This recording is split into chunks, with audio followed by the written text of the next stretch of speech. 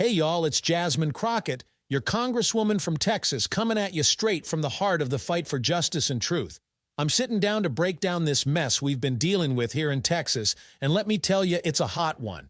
From Donald Trump's tanking approval numbers to the catastrophic flash floods that hit us back in June 2025 and the absolute clown show of a response from both state and federal levels, I've got a lot to say. So grab a seat, because I'm going to lay it all out with the sharp truth, no sugarcoating. We're talking about a state that's been suppressed, a government that's failed us, and a people who are fed up. Let's dive in. Now let me start with the numbers, because they don't lie, even if some folks in power wish they did. Before those devastating flash floods hit on June 24, 2025, Donald Trump was already underwater in Texas, first time in his second term, mind you. The Texas Politics Project poll had him at just 44% approval, with a whopping 51% of Texans giving him a thumbs down. Y'all, that's Texas, the supposed red state stronghold, saying, nah, we ain't feeling this. And it ain't just Trump taking hits. Our Governor Greg Abbott ain't faring much better. His approval's in the gutter, too. And don't even get me started on the 89th Texas legislature. With a MAGA Republican supermajority, they've got a measly 26% approval from Texas voters. 26%. That's a failing grade in anybody's book. So I gotta ask, why do folks keep voting for these people if they're so fed up? Here's my take, and I've been saying this for years: Texas ain't a red state. It's a voter-suppressed state, period. We're talking authoritarian tactics straight out of places like Russia or Hungary, where they pull every trick in the book to keep folks from voting in their own interest. You see it here in Texas, you see it in Florida, and the data backs me up. Look at the crosstabs on local issues. 53% of Texas voters opposed the ban on THC marijuana and hemp products pushed by the legislature, while only 31% supported it. That's a clear disconnect. The people ain't aligned with these so-called leaders, and that was before Mother Nature came through with a vengeance. Then the flash floods hit. And let me tell you, if you thought the polls were bad for Trump and his crew before this disaster just poured salt in the wound. Over 100 people lost their lives, homes were wiped out, and entire communities were left drowning literally and figuratively. And what do we get from the folks in charge? A whole lot of nothing. Department of Homeland Security Secretary Kristi Noem had the nerve to stand there and say, "The federal government doesn't manage disasters. This is all on the state. We'll fill in some gaps, but this is a state thing." Excuse me, y'all are the feds. You're supposed to step up when we're in crisis, not pass the buck like it's a hot potato. And then there's Trump himself sitting at a cabinet meeting on Tuesday, patting himself on the back like he just won the Super Bowl. He had the audacity to call this response incredible, saying we did great. Texas did great. This was a big win. We saved all these lives. We should be applauded. A big win saved lives, sir. Over 100 people are dead. I don't know what alternate reality you're living in, but down here on the ground ain't nobody clapping. He even said it could have been double or triple worse, like that's supposed to make us feel better. Nah, that's not leadership, that's delusion. And to top it off, he's planning to come down on Friday to take a victory lap. A victory lap for what a complete and utter failure. Let's break this down, because I'm not here to just vent. I'm here to get to the root of it. Was this mess a failure of local officials who didn't issue warnings in time? Did the feds drop the ball on getting critical info to the state? Was there a breakdown in communication across the board? What about the vacancies at the National Weather Service and NOAA? Did that play a role? And don't even get me started on FEMA. Where was the personnel? Where was the federalization of local assets to get help where it was needed? Why weren't folks prepositioned to act fast? The response wasn't just bad, it was a disaster on top of a disaster. And then you've got the Kern County Sheriff at a press conference on Tuesday, dodging questions left and right, saying, "We're focused on bringing people home," while reporters are calling him out for ducking accountability. It's given Trump's COVID response all over again. It's a miracle great job, everybody. Now we ain't buying it. I want to bring y'all into a convo I had with Isaiah Martin, who's running for Congress in Texas's 18th district because he's out there talking to folks on the ground every day. I've known Isaiah since he announced his run back in March, and he's got his finger on the pulse of what's really happening. When I asked him how people are feeling about this flash flood fiasco, he didn't hold back. Everybody I talk to can see clear as day that these Republicans are clueless, he told me. They've been in power statewide for 30 straight years, and time after time, they show they don't know how to coordinate in emergencies like this. He's right. You've got mixed messages flying everywhere, states saying one thing, counties saying another, feds shrugging their shoulders. It's chaos. Isaiah pointed out something that got my blood boiling. County officials had asked 3 times for more equipment, sirens, warning systems, you name it, to get info to folks if a flash flood hit. But the state legislature, sitting on a $26 billion surplus, refused to fund it, calling it wasteful spending. Wasteful protecting lives is wasteful. Meanwhile, the feds are slashing budgets for NOAA and FEMA with these reckless cuts, gutting the very agencies we rely on in crises. Isaiah called it a complete clown show, and I couldn't agree more. Folks on the ground see it, and they're demanding answers. That's why he's pushing for a full-scale congressional investigation, not just into these cuts, but into exactly what went wrong in Texas. And I'm with him 100%. We need answers now, especially with hurricane season around the corner.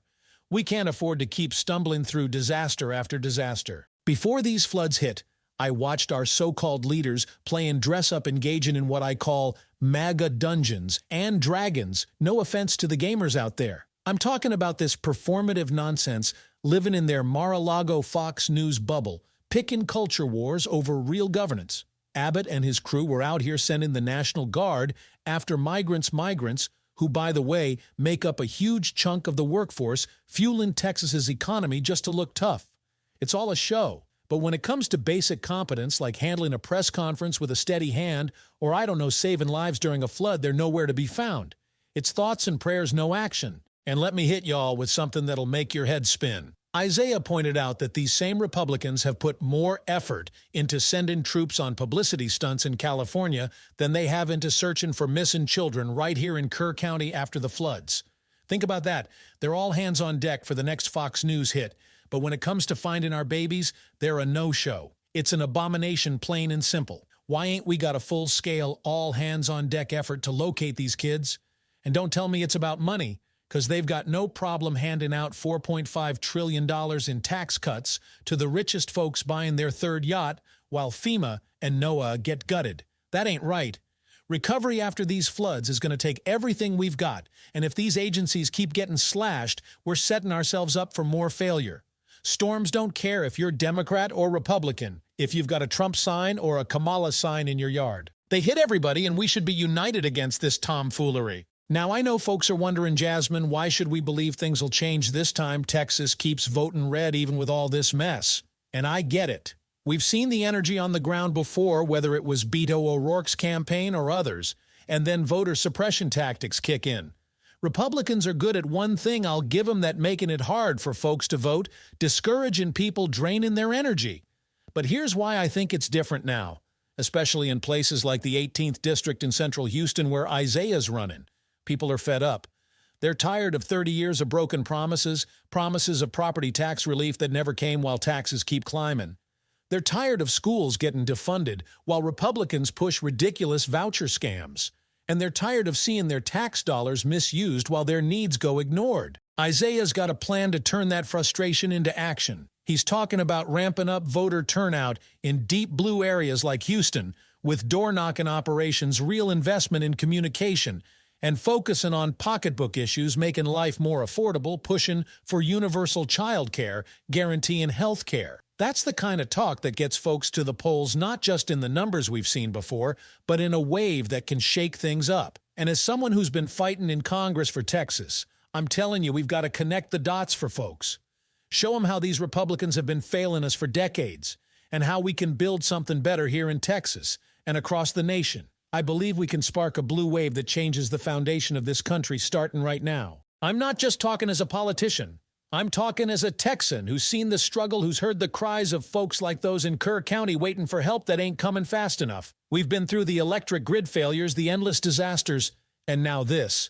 Enough is enough. Trump can call it a great job all he wants, but we know the truth. Abbott can dodge accountability, but we see through it. And I'm here to fight for answers, for action for the people of Texas who deserve better. So let's get loud, y'all. Let's demand that congressional investigation. Let's turn out to vote like never before. And let's show them that Texas ain't just a suppressed state, it's a state ready to rise. If you want to join this fight, check out folks like Isaiah Martin at isaiahmartin.org. Volunteer, donate, get involved. And if my words hit home, keep this convo going. Drop a comment, share your story. This ain't just about me, it's about us. Everything I've laid out here is based on verified data, public statements, and real talk from the ground. No speculation, just facts, following all guidelines for fair use. Thanks for hearing me out, y'all. Let's keep pushing for the truth. Hey, y'all, it's still Jasmine Crockett, your congresswoman from Texas, keeping it real and raw as we dive even deeper into this mess we're facing down here. I've already laid out the hard truth about Trump's sinking approval numbers, the catastrophic flash floods of June 2025 that took over 100 lives, and the absolute failure of leadership from the State House to the White House. But we ain't done yet. There's more to unpack, more frustration, more fight, and more reasons why we've got to stand up and demand better. So stick with me as I break down what's next, how we got here, and what it's going to take to turn this ship around. Let's keep this convo going with the same sharp truth and no-nonsense vibe. We've got work to do. Now let me take y'all back a bit, because to understand why folks are so fed up, we got to look at the bigger picture of how Texas has been run, or more like run into the ground. For 30 years, Republicans have had a stranglehold on this state. 30 years of promises that never pan out. They swore up and down they'd bring historic property tax relief. But guess what? My constituents are still watching their taxes climb every single year while their paychecks stay stuck. They promised to protect our schools, but instead they're defunding them left and right, pushing these shady voucher schemes that drain money from public education. And don't even get me started on the electric grid. How many times have we been left in the dark, literally during freezes and storms, with folks freezing to death in their own homes while the state points fingers and does nothing? This ain't new. It's a pattern. And the flash flood's just the latest chapter in a long, sad book of neglect. I've been out there talking to folks across my district, and the stories I hear break my heart, but also light a fire under me. There's a mama in Dallas I met last week named Keisha, who lost everything in the floods, her home, her car, her kids' school supplies. She's working 2 jobs just to keep a roof over their heads, now staying with family because she can't afford to rebuild. Miss Crockett, she told me with tears in her eyes, I ain't asking for a handout. I just want someone to care enough to help us get back on our feet. Where's all that money they're sitting on? She's talking about that $26 billion surplus the state legislature's hoarding while calling basic emergency funding wasteful. Wasteful, tell that to Keisha, who's wondering how she's going to feed her babies next week. That ain't wasteful, that's survival. And Keisha ain't alone. I've heard from farmers in East Texas who lost crops and livestock, small business owners in Houston whose shops are underwater, and seniors in Fort Worth who can't even get to their doctor because roads are still washed out. These are real people, real lives, and they're being ignored while Trump's out here claiming we did great and planning his little Friday photo op. I'm sorry, but 100 deaths ain't a win. It's a tragedy. And when I see Governor Abbott and his crew dodging questions, hiding behind thoughts and prayers, press conferences, it makes my blood boil. Y'all had the chance to prepare. County officials begged for equipment sirens, warning systems to get the word out if disaster struck. But now y'all sat on your hands. And now folks are paying the price with their lives. Let's talk about what's coming next, because this ain't over. We're heading into hurricane season, y'all. You think these floods were bad? We've got a whole lot of potential for more devastation right around the corner. And if we don't get answers now, if we don't hold folks accountable and fix what's broken, we're going to be right back here mourning more losses and wondering why nobody stepped up. That's why I'm backing Isaiah Martin's call for a full-scale congressional investigation. We need to know what went wrong from the local level to the feds. Was it the gutted budgets at NOAA and FEMA thanks to these reckless cuts for tax breaks to billionaires? Was it a failure to communicate between state and federal agencies, or was it just plain incompetence from top to bottom? We can't wait for the next storm to figure it out. We need action now. And let me be clear, this ain't just a Texas problem. This is a national crisis in the making. When I'm up in D.C., I see how these Republican policies are hurting folks all over. They're slashing funds for disaster recovery to give tax cuts to the richest of the rich, $4.5 trillion worth y'all, while families like Keisha's can't get a dime to rebuild. They're more focused on culture war stunts like sending the National Guard after migrants who are keeping our economy running than on finding missing kids in Kerr County. It's a disgrace. Storms don't discriminate. They don't care about your party or your politics. They hit us all, and we've got to be united in fighting back against this nonsense. I'm calling it out, and I ain't stopping until we see change. I want to circle back to something Isaiah said that really stuck with me. He talked about turning out the vote in deep blue areas like Houston, where his 18th district race is heating up. He's right. We've had subpar turnout for too long, and if we're going to flip Texas, we've got to get folks to the polls in numbers we ain't seen before. That means door-knocking, talking real issues like affordability and health care, and showing folks that their vote matters. I've been out there myself, hitting the streets, talking to young folks who feel like the system's rigged. And yeah, voter suppression is real. Republicans have made it harder with ID laws, purging rolls, and closing polling places in communities of color. But I tell them they're scared of your power. That's why they're trying to stop you, so show them they can't. We've got to invest in getting out the vote, not just for Isaiah, but for every race that'll shape our future. Because here's the thing, Texas ain't red by nature. It's red by design. Voter suppression has kept folks down, but the energy is shifting. People are seeing through the lies. They're tired of 30 years of failure, tired of leaders who care more about Fox News sound bites than their survival. And with disasters like these floods exposing just how bad it's gotten, I believe we're at a turning point. I'm fighting in Congress to make sure folks' voices are heard, pushing for policies that put families first, universal child care, health care access, real disaster relief. And I'm standing with folks like Isaiah who are carrying that fight on the ground. We can shock the system with a blue wave, not just in Texas, but nationwide. I feel it in my bones. So y'all, let's keep this fire burning. I'm calling on every Texan, every American to get loud. Demand that investigation. Hold Trump, Abbott, and every last one of them accountable for this failure. And when the time comes, show up to vote like your life depends on it, because after seeing these floods, we know it just might. If you're with me, check out isaiahmartin.org to support the fight. Volunteer, donate, spread the word. And keep sharing your stories with me. I'm listening. Everything I've said is straight from the heart, backed by real data and real pain from the ground. No speculation, just truth following all the rules for fair use. Thanks for riding with me, y'all. Let's keep pushing for justice.